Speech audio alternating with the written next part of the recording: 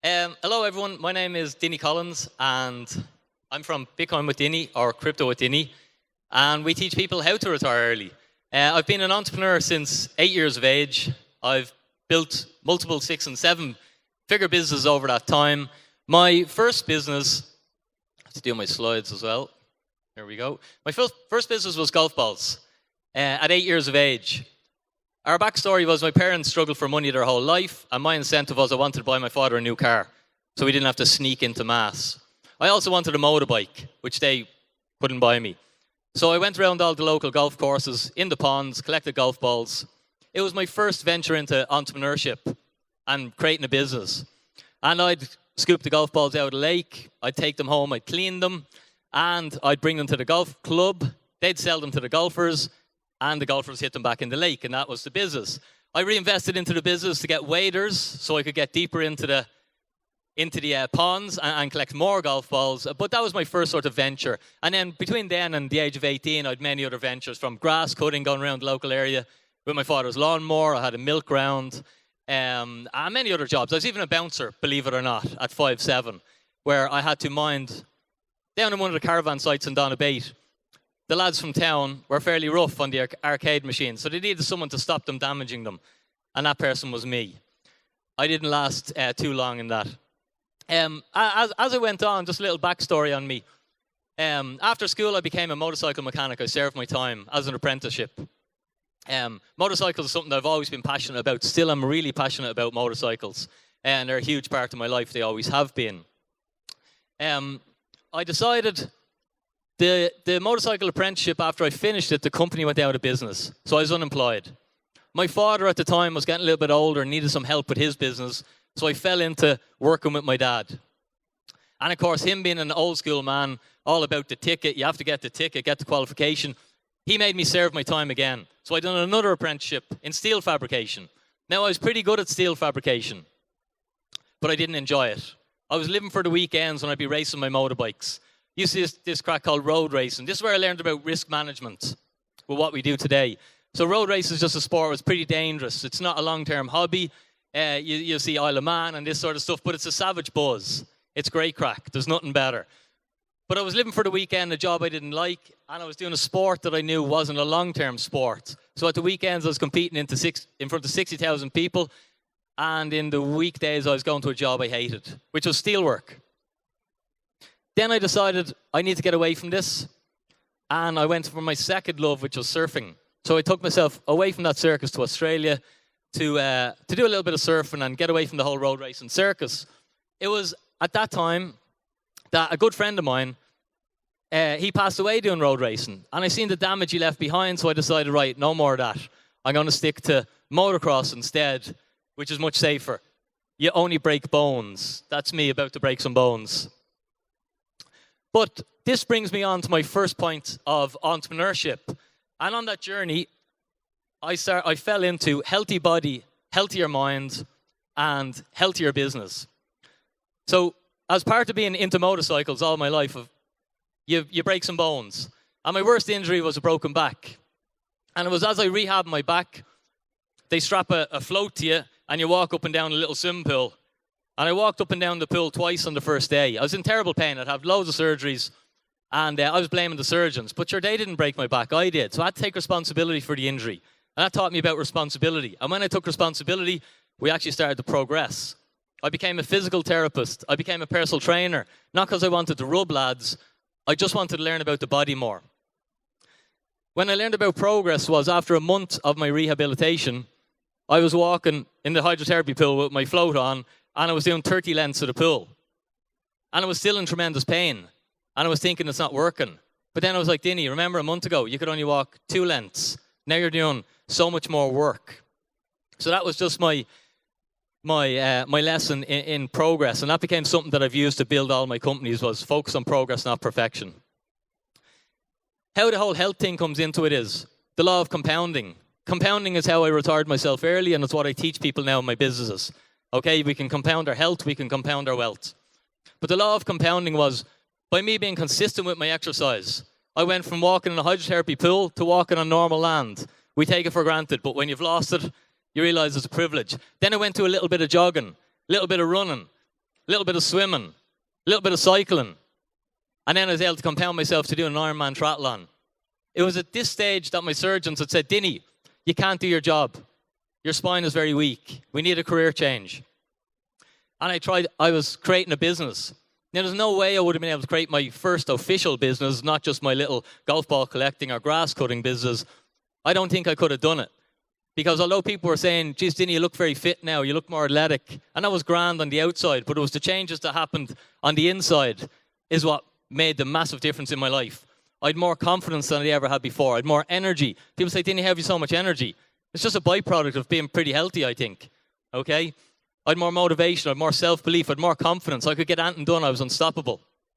And these are all a byproduct and how having a healthy body translates to a healthier mind and translates to a healthier business. And I've built fitness businesses and we get entrepreneurs in and I'd say this program's free. I'd be pitching them a program for $2,000, $3,000, whatever. I'd be saying this is free. Your bottom line is going to increase by much more than the price you're going to pay for this personal training program.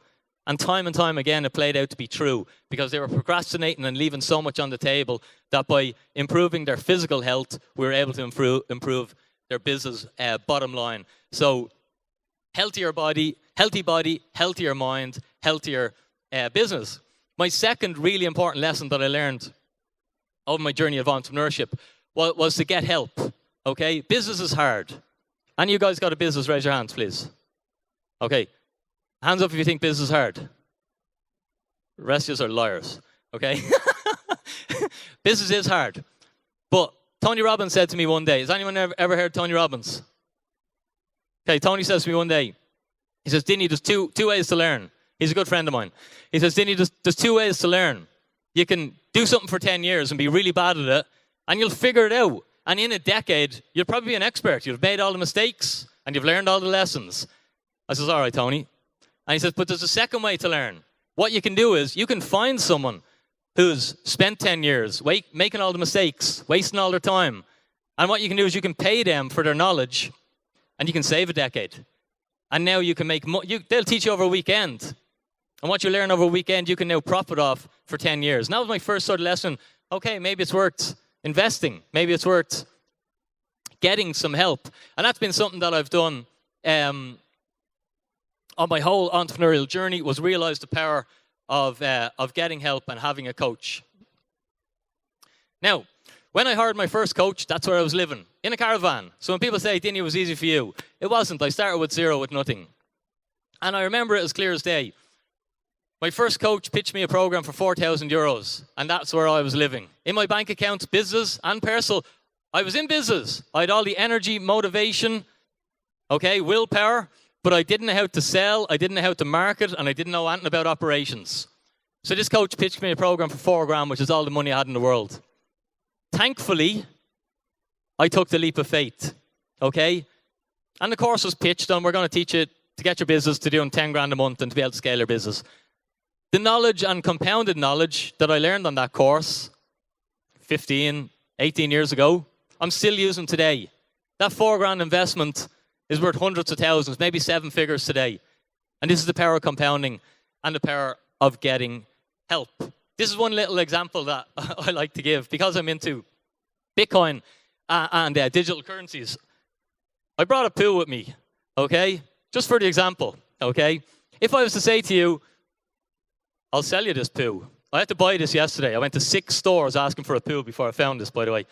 But if I say, I'll sell you this poo for $0.01, is it a good deal? It's very cheap, but is it a good deal? What's the value of the poo? Imagine it's a real poo. Not very valuable. However, if I offered to sell you this €50 note, and I offered to sell you this for a tenner, it's 1,000 times more expensive than the poo. This is why, little plug on the cryptocurrencies, this is why people are really bad investors in crypto, because they focus on price, not value. That's why they buy stuff that's fractions of a penny. But you're going to get this 50 for a tenner. It's 1,000 times more expensive. Is it more valuable? Of course it is. You're getting a 5x on your investment, and that's a poo. So that was my lesson on price. Price isn't important. It's your return on investment. It doesn't matter what I spend in business if I can get a return on that money. Okay? And when I was in my mobile home, I had to transition that thinking, and it was coaching that helped me get to that stage to focus on return on investment rather than price. And shameless plug to Emma from Outside the Box. She's been helping me to tidy up crypto with Dinny and work on my marketing and branding. Now, my next and last and final little entrepreneurial point is use technology and trends to build and scale a business. So how I managed to build businesses over a decade ago with no capital behind me, without any rich parents to give me a loan, or any banks are going to give you a loan when you live in a caravan, to be able to build large and successful businesses, was to spot trends early and use technology, okay? And I spotted a trend. Hands up here if you have a mobile phone, a smartphone. Hands up here if you look at any social apps, podcasts, okay? Rest of us are liars. We're all desperate for content, okay? Being a consumer, let me do a bit of consuming. Being a consumer, that's taking money out of your pocket, okay? Being a creator, that's putting money into your pocket. And you can do it for free. So I'll tell you my business model before I discovered this. Do you remember Periscope? Periscope was one of the first social apps that you could do live streams on. Then Facebook said, oh, it's working. And they done it. And now Periscope's probably gone. That's the beauty of a monopoly. But again, back to coaching and getting help. My coach at the time said to me, Dinny, what you're going to do is you're going to go live for 100 days. I'd never done a live video in my life. This is a decade ago. And I'm like, right, what am I going to talk about for 100 days? He says, you're going to go live for 100 days straight. I don't care what you talk about. You just gave me all your money. You better do what I say, or you're probably going to be on the streets, aren't you? You're in a caravan, you told me. Okay? So, oh yeah, we're here. So, I done what he said anyway. And my previous business model was I used to do flyers. I'd pay a graphic designer to design some flyers, and then I'd pay a distribution company to go and give them out. I started doing live videos. That was costing me 500 quid. At the time, I was advertising fitness classes, kettlebell classes. I done my flyer drop, and I sat at home waiting, looking at the phone. Nothing happened. Maybe after a week, I got a phone call. I was like, yes, 500 quid invested in advertising. What are we going to get? Hello, I'm calling about the kettles. Is it good tea? Some little old dear had seen my flyer, and she thought I was selling kettles. When I started using social media, which is free, and just branding as myself and putting myself out there in my story so people could connect to it, every video was free to do, and almost every video, I was getting a phone call or a Facebook message or some sort of a DM. Instagram wasn't around at the time. And because I had a coach who had taught me now how to sell and market, I was making about 1,200 quid a video.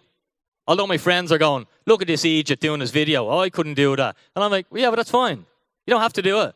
But by doing it, I was able to leverage the market, leverage technology, and really scale a business without any capital behind it. And it's the exact same thing I've done. Can it still be done today? Yes, of course it can.